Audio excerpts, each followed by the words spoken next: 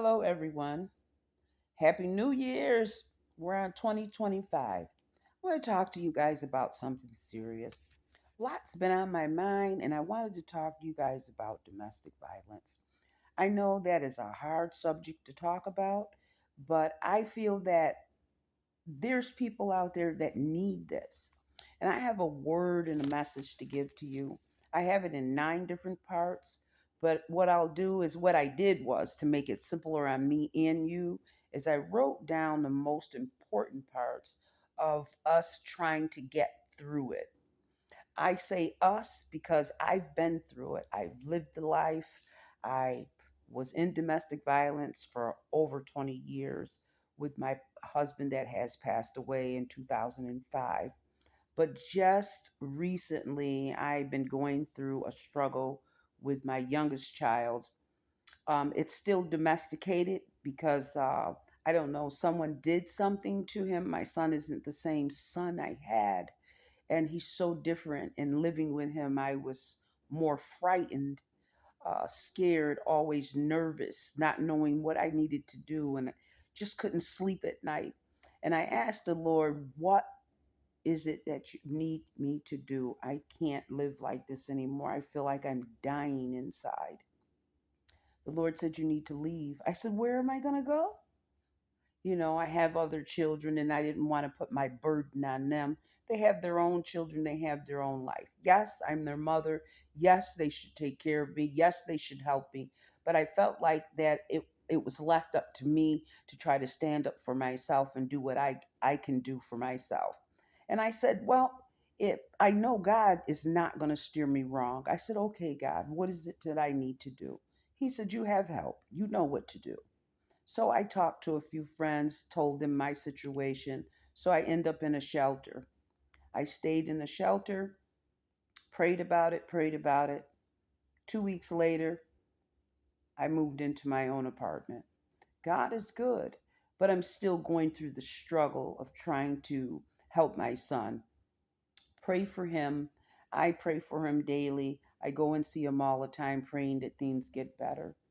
But I want to get down to about healing from domestic violence because we all are going through it somewhere in our life. Everyone is going through some type of domestic problem.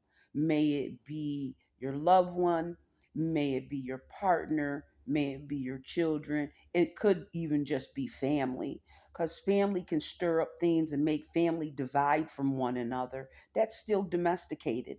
And it's still a domestic violence. It's still a form of domestic violence.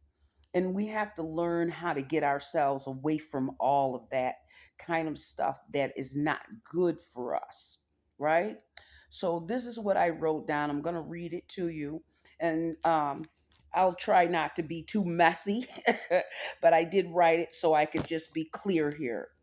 Domestic violence is a complex process that involves physical, emotional, and psychological recovery. The journey often begins with acknowledging the trauma, seeking support, and gradually rebuilding one's sense of self and security. Rebuilding self esteem and security.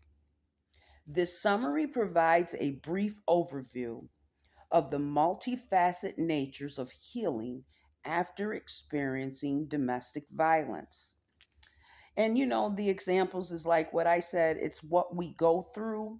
Sometimes you're left with a physical damage, like right now, the stuff that I went through with my husband, I'm going blind in one eye. I don't know if they could fix it, but that's the damages that's left behind from that. Which is a reminder daily. It's a reminder. Some of us have the physical damages left. And even after the abuser is done, those things are still left behind, but you can't harp on them. Um, some of us go through the physical, some of us go through the mental, but we have to get past that to go on, to let go. Because if we don't let go of these psychological traumas and these physical traumas, we'll fall back into that same repeated thing even once we get ourselves out, right?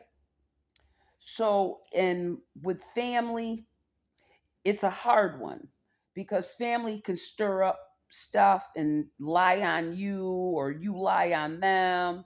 And then it's repeated, it's going back and forth, all this drama.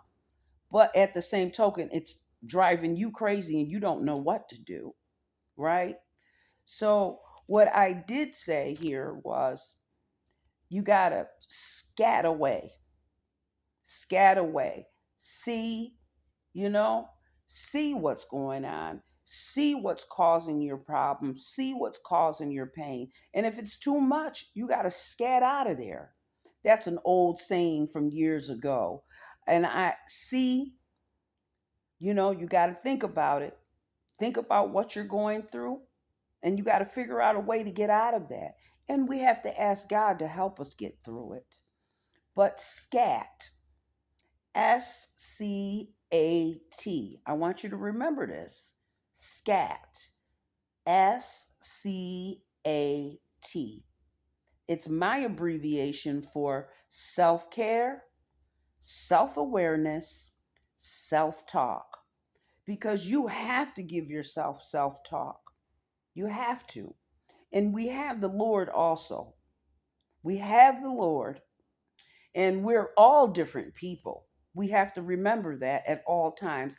Each one of us is unique. Every person on this planet is unique.